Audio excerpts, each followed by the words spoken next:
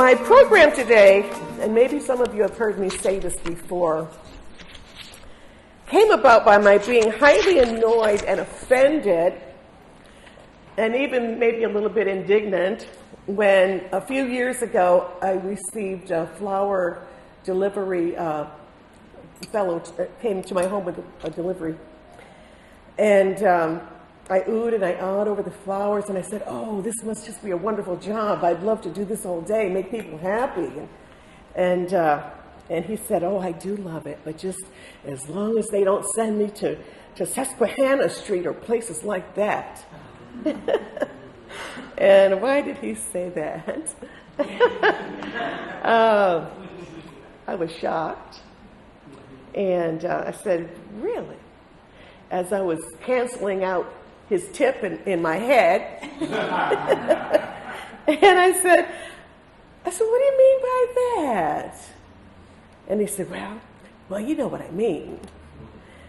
Yes, I agreed. My family came from Susquehanna Street. And my grandparents raised my father there, and all my aunts and my uncles, and our church is there. My uncle's business was there. And so he was stammering and kind of repeated himself again. He said, well, you know what I mean. That kind of place. So I just said, and I let him squirm a little bit. And I said, "Have you ever been there?" And he said, "No." I said, "So what do you know about it?" So he didn't have any answer, and he just looked like he was kind of kicking himself for blurting out such a foolish, thoughtless thing.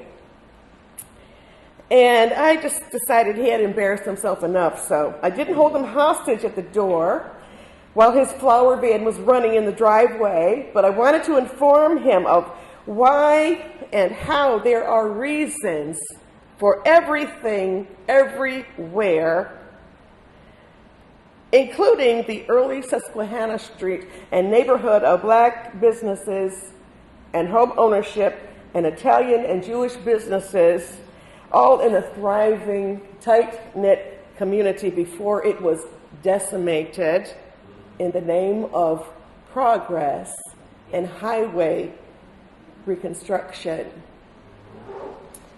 I don't think he would I did not think he would be much interested in the enterprising black women like my grandmother, Margaret Cave, and others who networked and made ways out of no way, taking advantage of the silent segregation of the times. Not always silent, but I'm talking about up through the late 1960s. And my grandmother, Margaret Cave, she was known at the gates for her food, for her good food. She fed people, and she fed people well, right out of her own lovely dining room on Susquehanna Street, 112 Susquehanna Street. And say if a newcomer came into town and maybe needed a plate of food and maybe a cocktail or two for a fair price, they were directed to Miss Cave's house. And on Friday night, she was known for her large supper parties of spaghetti or fried chicken or maybe even stewed steaks. And I'm reading this, I'm kind of guiding myself through this because there are so many fingers to this whole thing. I tend to just go off into tangents and be all over the place because there's so much to talk about. So that's why forgive me for reading, but I want to stay I want to stay focused, okay? So, on those Friday nights when she had these big dinner parties, maybe 20 or 30 people would come and be seated around her house, and she would make her rent sometimes, and they would be called rent parties. She and other women did the same thing, and men did the same thing often. And some might say she kept a high-class speakeasy. Because my grandmother and other hard-working, smart women like her did not stand for foolishness or bad behavior. You purchased your food, you had your little cocktail, maybe there was music playing, maybe a few people dancing, but if you behaved badly, you had to go, and you could not come back. Okay, oh, here comes our friend. So, again, if a new person moved to town or was passing through or visiting, say, for one of the big deal Masonic or Elks conventions or a church convention, and let me just say, when I say big deal convention, oh, that's nice, okay. In 1923, there were 4,000 black men who came here to the King of Pius's convention. This was in 1923, 4,000. Can you imagine? That's how big a deal, like the Masons, the Elks, and all of that. Big deal. So, they might be directed around the corner to Miss So-and-so on Carroll Street for bed and breakfast, or the boarding house for black folks on Tudor Street, where my jazz musician uncle from Chicago, his name was Andy Johnson, and his trumpet player, Mr. Mahone, they stayed there for some time. And again, there was no nonsense. These two women owned this boarding house on Tudor Street, and there was no nonsense going on there. So my uncle's jazz group was put together by one Mr. Charlie Brown, and believe it or not, in the 1930s, does anybody know the name of this jazz band? Have you heard it before? I told Major, you know. Charlie Brown and his brown buddies. Lord, have mercy. Can you imagine? My goodness. So they played their hearts out in high-end places like the Arlington Hotel. And as a matter of fact, they played all over the Triple Cities. They played in Ithaca and Elmira. And played their hearts out, brought people in, brought money in to these hotels and these ballrooms for these huge dances. But they couldn't stay there, and they couldn't eat there. And my uncle told me sometimes they had to go outside on their break to have their drink, and it had to be in a paper cup, because the glass cup might be tossed into the garbage or broken, slammed upside the wall, just to give the black men a message that they were not welcomed. So perhaps there were others that were directed there. According to my interview with one of our elders, and he was an elder at my church, Mr. Claude Fawcett. Were he alive now, he would be over 100 years old. And I was blessed to have inherited his photograph collection. I would dare say 3,000 photographs. And sadly, though, some of them are not identified. Many of them are not identified, but they're still beautiful, wonderful pictures. But he said an earlier place on Susquehanna Street before the Fat Man's Club, which was a popular place on Susquehanna Street, that was owned by Obie Taylor. Before the Fat Man's Club was the Old Time Grill. And a lot of newcomers would come into town, say looking for a church, looking for a job, looking for the Elks, looking for somewhere to eat. They would go, the Old Time Grill was the place, was the go-to place for communication and networking. So the Old Time Grill was owned by Obie Taylor, the brother of Gentleman Joe Taylor. How many people in here have never heard of that name before, Gentleman Joe Taylor? Never heard that name before? Well, at least there's only a few. The last time I spoke, nobody had heard of him, and I was shocked. Gentleman Joe Taylor, he was kind of famous around these parts, okay? He was a boxer, a professional boxer, and I'm not really into boxing, but I know he whooped Jake LaMotta, and that was a big deal, okay, right? So he had a supper club. He had a wonderful supper club. It opened up in the 50s, and it was a supper club. It was a bar. You could have cocktails there, and it was a wonderful place until it wasn't.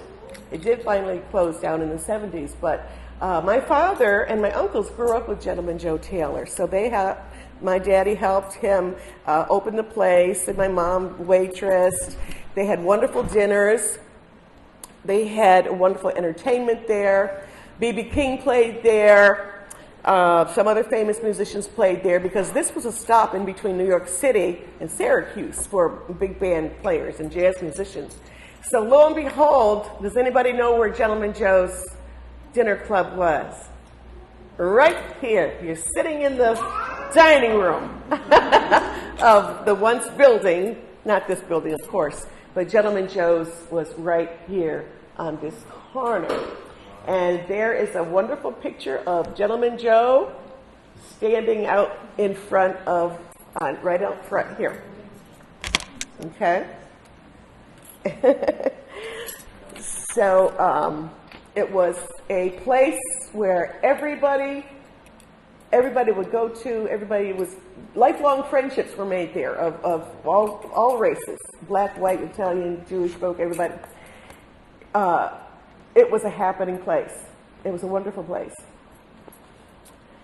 So, and my grandmother, there's another sign there. My grandmother cooked there as well. When she wasn't doing her own thing in her own home, she also cooked for Gentleman Joe. And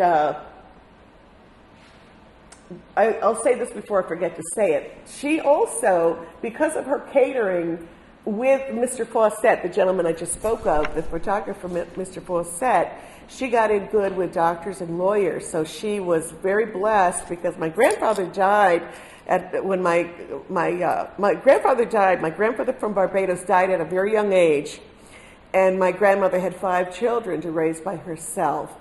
So she used her cooking talents to make a way out of no way, and she got in good with doctors and lawyers and did their parties and catered their special events, and that's how she made her way. But she also cooked at Gentleman Joe's. So I was going to say, if this ground could speak, oh my goodness, the stories it would tell. So there were a lot of big band greats that came through here and stayed in different homes. Again, people rented out their homes for bed and breakfasts. And back then they were just bands. Now they're household names like Count Basie and such.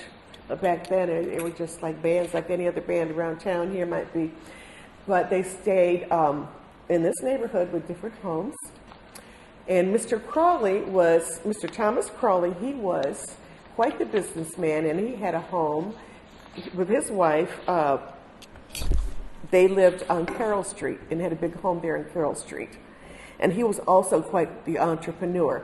He had a furniture shop, he taught furniture caning, and he owned property that he rented it to the Esso gas station, gasoline station. And he was a self-made man. And so later that same house on Carroll Street became a meeting house for the Black Masons. And a lot of events happened there, dances and fundraisers and dinners and such. So everything was segregated back then. The Masons, the Elks, the churches, everything was. People don't like to believe that or think about it, and sometimes it was silent, but sometimes it was not. It was not silent. It was outright. So speaking of the Elks, the first Elks Club, the Black Elks, it was on Lyell Avenue, behind where there was a large, the building is still there, there's a large apartment building on Carroll Street facing Columbus Park. The Elks Club was behind that, the first one. Now I believe it's painted red. It's a red brick now. And a lot of events happened there, a lot of fundraisers, a lot of events. And across the street at Columbus Park was where our church was, the AME Zion Church and other black churches. And I'm going to talk about that on the next program in 2 weeks. I'm going to talk about the churches and the houses of faith. And even a Hebrew church was there, the Cunninghams. Had their church there, and also had one on right here at Susquehanna Street. So I'm going to talk about that.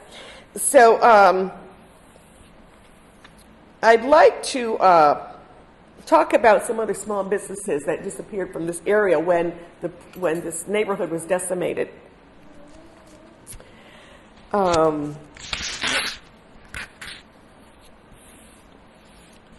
trying to find the store. I'm sorry. I'm trying to find the store where my grandmother used to walk to get the salt cod to satisfy my grandfather from Barbados his taste buds. So she would walk and get to the little Italian store on Susquehanna Street and get the salt cod. It would hang from the ceiling in a slatted box, and you take it and you rinse it and you rinse it and you rinse it, and she would cook it down. My grandfather taught her how to make it. And he came here in 1907 from Barbados with several other Bayesian people, and including his brothers, and they worked on the Hudson, Delaware as porters. And my grandfather worked himself up to being in charge of the dining car. So he would be on the run from Binghamton to Albany, and sometimes to Canada, and then come back here. So there were a lot of Bayesian people from Barbados on Susquehanna Street, barbers, a lot of self-made, very, very strict business people, a lot of tailors, seamstresses, exquisite seamstresses like lace, making exquisite lace, and barbers and such. So a lot of those same men who were porters, many of them moved on to Albany and or New York City, including my great uncles. So the store that my grandmother used to get the salt cod from was Marcharelli's. Does that ring a bell? Yes. Yeah. And it was filled with the smells of the dried meats and the different things, and the salt cod and the cheeses, and all those smells would just permeate through. So it was quite this was a mixed neighborhood, and everybody, most folks got along. It was a different time. So I wanted to talk about a couple of the names, just call out a few of the names, and my friend here, Major Barnett, I want to thank him for helping me piece some of these things back together again, because my mother is white and my father is black, and when they got married in 1950, they had to leave town, literally. Folks weren't having it on both sides of the fence, so they moved us out to the woods in the country, up by Lyle, not knowing that was KKK country. They didn't know until they were settled in, and that's a whole nother story. But there's a picture of my parents. They had to get married here on Susquehanna Street at my grandmother's apartment. They couldn't get married. No one really was comfortable with them getting married in the church, even my church, which I feel bad about that, Amy Zion Church. But so I have wonderful memories of coming into town and going to our church and going to my grandmother's house at 110 Susquehanna, which is near Curl Street, and there was an Esso gasoline station right there on the corner. But I did need some help in piecing a lot of the old businesses together. I knew some of the people, some of the older families, but I thank Major Barnett for helping me pinpoint exactly where some of the places were. Hi, folks. Come on in.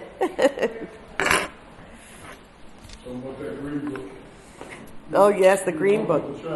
Yeah. Mm-hmm. Yeah, that was nationwide. The Green Book was nationwide especially from the south going places north. It was a safety book, a book about safe places to drive, where to stop for gasoline, to use the bathroom, the hotels, where to eat. It's called the Green Book. It was a safety guide for black travelers, and it was no joke. Because if you went into the wrong place or the wrong door, you could be clubbed upside the head, lynched, or worse. And this is for real. You can buy that book now. You can order it. It's like a regular published book now, but it was a serious book that was published and passed about and passed around to communities for one's own safety. So I just wanted to say quickly, there was Mr. Jimmy's bike shop. There was Mr. Blakely's barber shop, but you were advised to maybe not go there because sometimes he liked to indulge a little bit and you didn't want him to cut your hair when maybe he was indulging.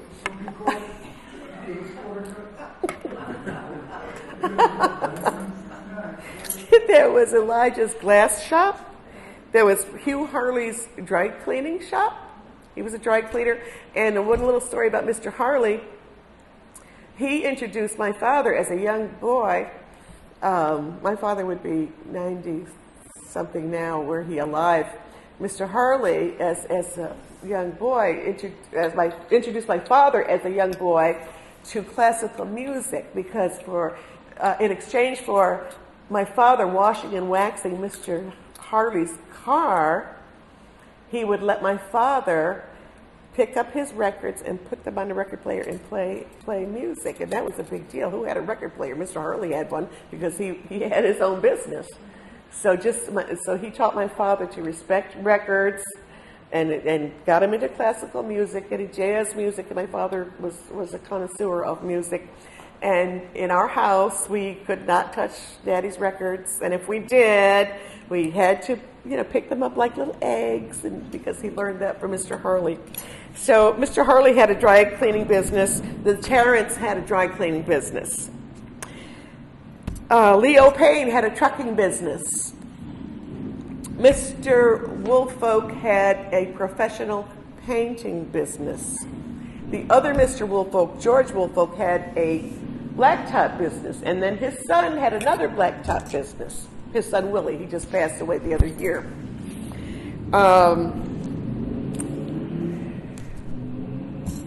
So there were a lot of small black thriving businesses in this community that were just in home ownership.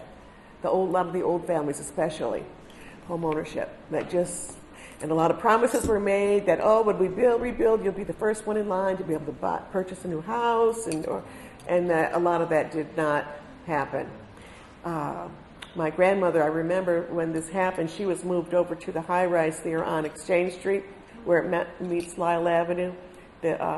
She was moved over there, and I remember it was stunning to come downtown and just see. It was just mind-blowing, really. It was. And I had the number here of how many buildings and homes were wrecked. It was the number, I believe, was at least 1,000. I wished I had that paper with me, but I'm sorry I don't. I left that behind. But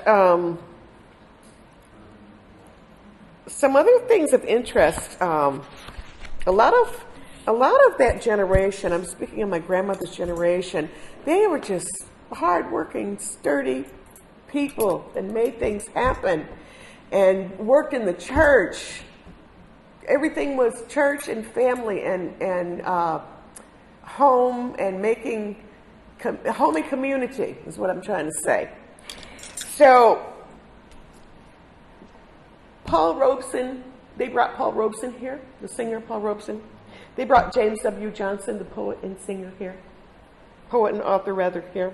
He created Lift Every Voice and Sing, that poet, James W. Johnson. Langston Hughes came here often. He was friends with Mr. Fawcett, and he was friends with Mr. Gitlitz, the lawyer. He came here often. And I would like to believe, being that he was friends with Mr. and Mrs. Fawcett, I think my grandmother probably had a cocktail or two with Langston Hughes, or a dinner party. I'm sure she did.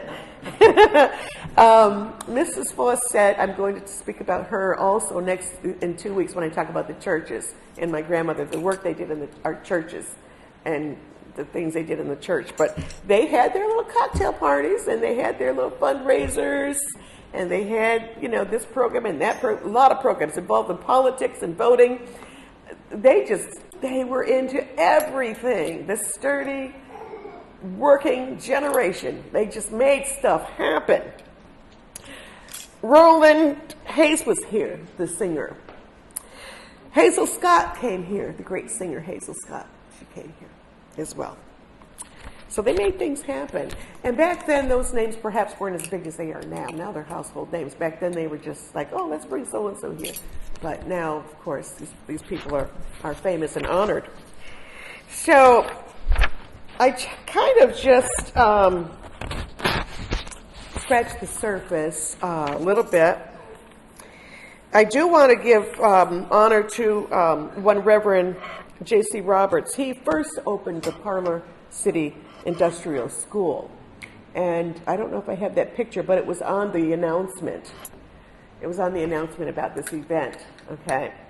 And Mr. Crawley, the gentleman I spoke of who had the big house on Carroll Street and the furniture store, he bought that business from Reverend Roberts, and he turned it into a training school.